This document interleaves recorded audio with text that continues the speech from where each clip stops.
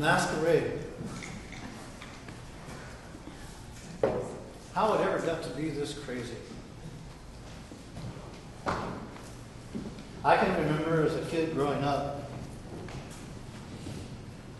that I learned what I could do and what I couldn't do. And I learned by punishment and reward how well that worked. And so I began to protect myself, cover myself up.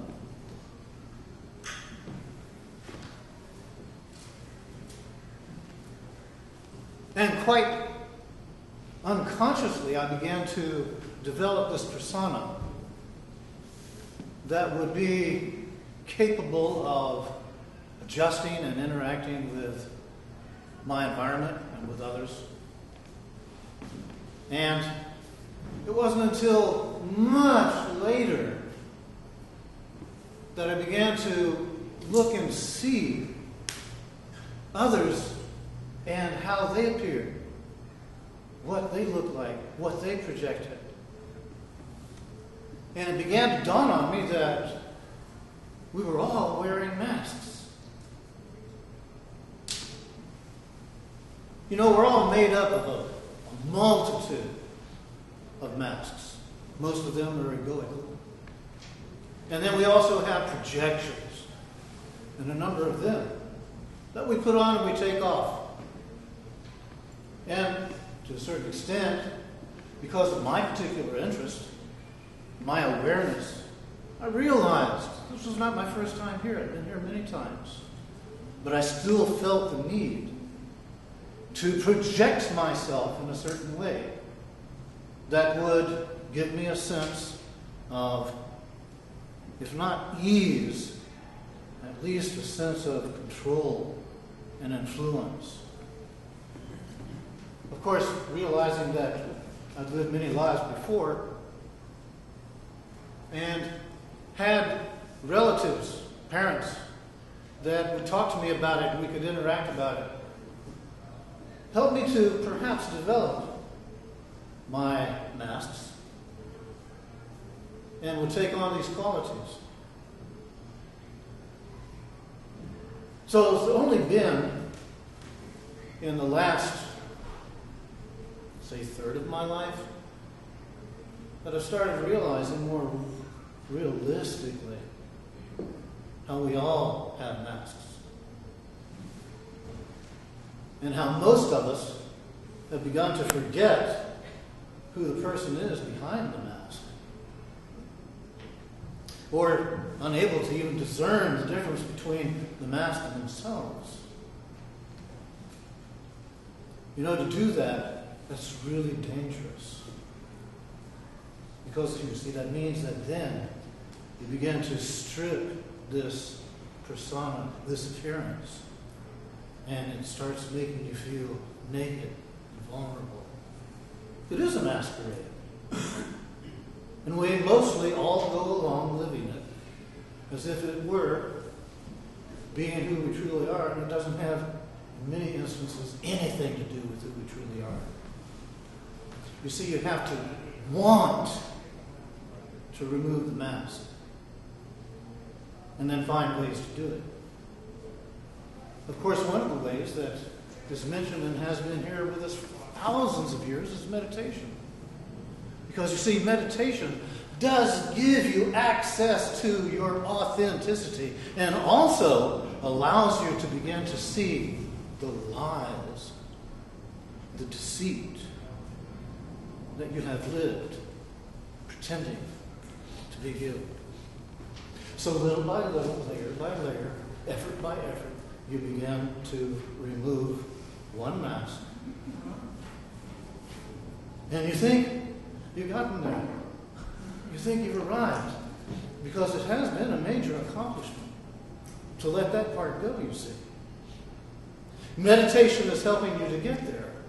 But then you're confronted with the different parts of you that you're still living because you're afraid to be you. You still find yourself either pleasing or resenting others. I vacillated as a kid back and forth between pleasing and being a total rebel. And consequently, I took on all kinds of habits to try to cope with the different variables in me that were driving me crazy. So then you start looking and you start wondering, is it important for me to act out the roles that I have acted out? Or is it more valuable for me to start discovering more of my authenticity? Can I actually handle recognizing, seeing the deceit I've been living? Am I big enough? Am I strong enough? Am I courageous enough? Am I humble enough? So then you begin to open yourself up and consider, how important is it for me to stop having the unhappy, unsuccessful relationships I've had and start developing a genuine with me? Because you see, you begin to realize I'm still masking myself. And I'm still masking myself from myself. So step by step, layer by layer, you get to the place of valuing your authenticity more than the shallowness you have in it. So there comes a day when you actually do take off your masks.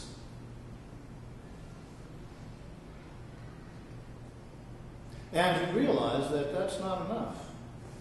There has to be something there to take the place of all the other energy and activity that you used to spend and be consumed by spending and pretending to be other than who you are.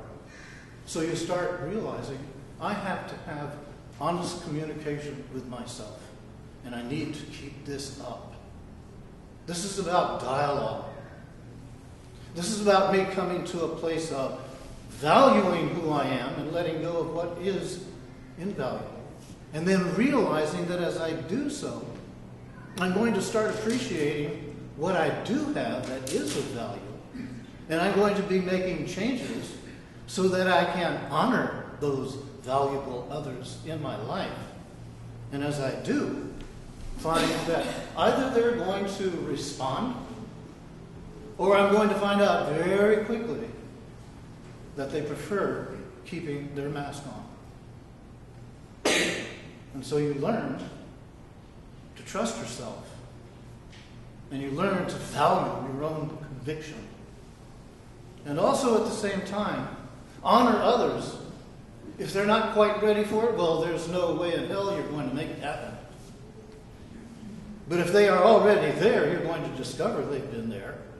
Or if they recognize what is happening and decide to likewise let go of their masks, then my goodness me, the real shines through without any interference that used to be. And you find that the masquerade, as it was once, no longer has the appeal to you. You begin to build an authentic relationship with yourself. And you also begin to open yourself up to authentic relationships with you and the rest of life. Otherwise, because we all do wear masks, there comes a time when we cannot remove them without removing some of our own skin.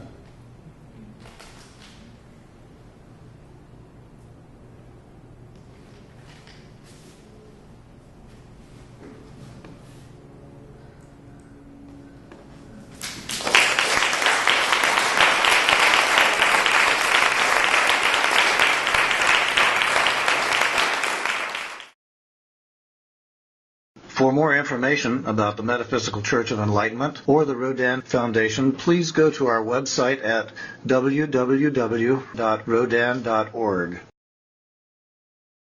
If you have been inspired by the revelations shared in these podcasts, please donate to the Rodin Foundation's ongoing efforts to help others help themselves at www.rodin.org/donate.